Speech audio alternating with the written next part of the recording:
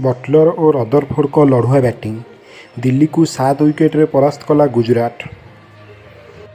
अहमदाबादर Narendra Modi stadium रे चलीथिबा IPL 2025 रे एक मैच रे गुजरात टाइटेन्स ठारू 7 विकेट्रे परास्त होईची दिल्ली कैपिटल्स। दिल्ली पक्षर गुजरात आगे 204 रन लक्ष्य रखा जाइथिबा बेले गुजरात 19.2 ओवर रे 3 विकेट हराई विजय लक्ष्य हासिल करिनेछि। दल पक्षर जॉस बटलर 97 रन करथिबा बेले शेरफेन रदरफोर्ड 43 रन करथिले। सेहीपरि साई सुदर्शन 36 रन करथिले। एही मैच रे गुजरात टॉस जीति प्रथम बोलिंग करिवार निष्पत्ति नेइथिला। प्रथमे बैटिंग करथिबा दिल्ली निर्धारित 20 ओवर रे 8 विकेट हराई 203 रन करथिला। दिल्ली पक्षर प्राय समस्त आगधाड़ीर बैट्समैन मैंने भल स्कोर करुथिबारु दलगत भाव एक बड़ स्कोर छिड़ा करने को सक्षम होइथिले।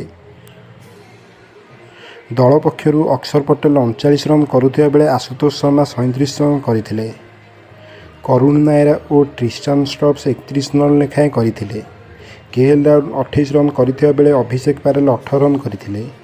गुजरात पक्षर प्रसिद्ध कृष्णा 4 विकेट नहीं बेले मोहम्मद सिराज, अरशद खान, ईशांत शर्मा, साई किशोर गोटे लेखाएं विकेट नहीं।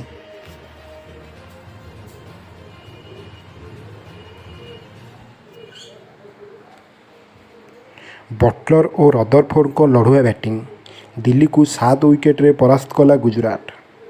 यही भाव में क्रिकेट अपडेट पाइबा आम चैनल को सब्सक्राइब करूँ। वीडियोटी भल लगी लाइक करी शेयर करूँ।